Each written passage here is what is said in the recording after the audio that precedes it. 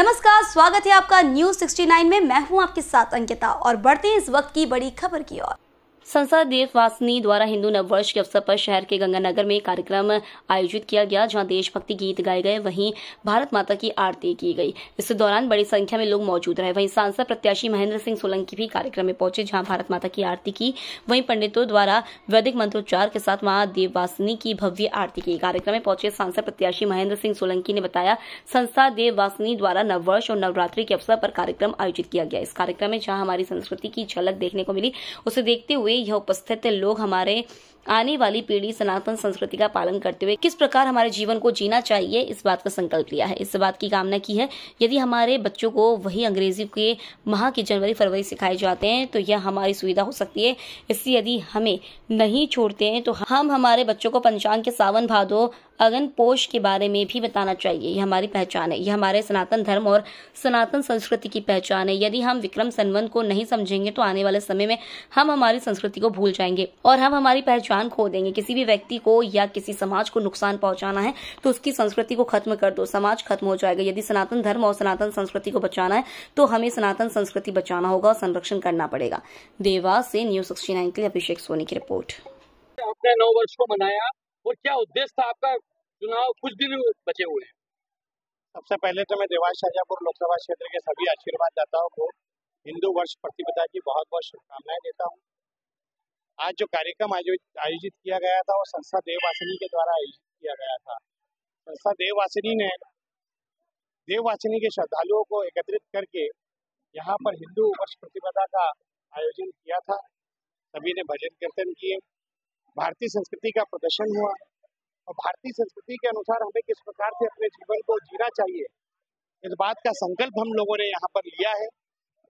हमारी आने वाली पीढ़ी हमारी भारतीय संस्कृति का संवर्धन करे, संरक्षण करे, ऐसी कामना यहाँ पर की गई है। माँ देववासिनी की आरती को लॉन्च किया गया है और साथ ही माँ देववासिनी के सभी भक्तों ने विश्व के कल्याण की कामना की है। मतलब आपने भी एक अंग्रेजी कैलेंडर के बाद बच्चों को सिखाने के लिए हिंदू के लिए जो बताया था, पूरा विस्तार से बताएंगे आप? देखिए, अंग्रेजी कैलेंडर हमारी एक सुविधा हो सकता है। मैं ये नहीं कहता कि आप जनवरी फरवरी बच्चों को ना पढ़ाएं, परंतु बच्चों को चैत बैसाख जेठ अषाढ़ सावन भादव कुवार कार्तिक भी मालूम होना चाहिए, क्योंकि ये हमारी पहचान है, हमारे सनातन धर्म की पहचान है। यदि हम विक्रम संवत को नहीं समझेंगे, हम यदि शक संवत को नहीं समझेंगे तो धीरे धीरे आने वाले समय में हम हमारी संस्कृति को यदि भूलते जाएंगे तो हम हमारी पहचान को खो देंगे। किसी भी व्यक्ति, किसी भी समाज को यदि नुकसान पहुंचाना है तो आप उसकी संस्कृति को खत्म कर दो, समाज अपने आप खत्म हो जाएगा। यदि सनातन धर्म को बनाए रखना है, सनातन संस्कृति को बनाए रखना है तो हमें संस्कृति का संवर्धन भी करना पड़ेगा और इस संस्कृति का संरक्षण भी करना पड़ेगा। क्या कहेंगे जो आज भव्य आयोजन हुआ है वर्ष को लेकर के, शुरुआत है जो कहीं ना कहीं लगातार सभी को आज के आयोजन के लिए मैं संस्था देववासिनी के सभी सदस्यों को बहुत बहुत शुभकामनाएं देता हूं, बधाई देता हूं कि उन्होंने देवास नगर में, देवास जिले में एक ऐसा दीप जलाया है जिसका आने वाले समय में अनेक संस्थाएं अनुसरण करेंगी। हिंदू वर्ष प्रतिपदा का आयोजन, इस प्रकार के सांस्कृतिक कार्यक्रमों का आयोजन, हमारी संस्कृति का संवर्धन करने वाले कार्यक्रम ये निरंतर हमारे शहर में, हमारे जिले में, हमारे क्षेत्र में होते रहना चाहिए। मध्य प्रदेश के योगी के रूप में आपको पहचाना जा रहा है, ये पहले देवास में आज तक हुआ नहीं है। किस तरह से आपने एक अलग जगह, क्या प्रेरणा मिली आपको?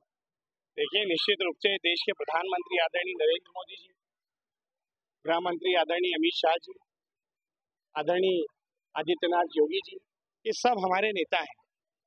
हम सब इनके द्वारा किए गए व्यवहार और आचरण का पालन करते हैं, उसका अनुसरण करते हैं। उस अनुसरण करने में यदि किसी व्यक्ति को ये परिलक्षित होता है कि मैं योगी जी की तरह काम करता हूं, तो मुझे लगता है कि योगी जी देश के मुख्यमंत्री के, प्रदेश के मुख्यमंत्री के तौर पर बहुत सर्वश्रेष्ठ तरीके से काम कर रहे हैं। और यदि कोई व्यक्ति ऐसा कहता है तो मैं उन्हें धन्यवाद देता हूं और ईश्वर से कामना करता हूं कि हमारे आदित्यनाथ योगी जी इसी प्रकार से उत्तर प्रदेश को संभालते रहे। आप मध्य प्रदेश में? मैं तो केवल वही काम संभालता हूं जो मेरे को भारतीय जनता पार्टी देती है। भारतीय जनता पार्टी ने फिलहाल मुझे सांसद का दायित्व दिया था, मैंने उसे 5 साल में बखूबी निभाने का प्रयास किया। अभी वर्तमान चुनाव में भी मुझे भारतीय जनता पार्टी ने प्रत्याशी के रूप में उतारा है। मैं सभी आशीर्वाददाता का आशीर्वाद देने के लिए भी जनता तक पहुंच रहा हूं। सभी का आशीर्वाद मुझे मिलेगा तो निश्चित रूप से इस क्षेत्र में हम चहुमुखी विकास भी करेंगे। इस खबर पर आपकी क्या राय, हमें कमेंट सेक्शन में जरूर बताएं। तब तक के लिए धन्यवाद।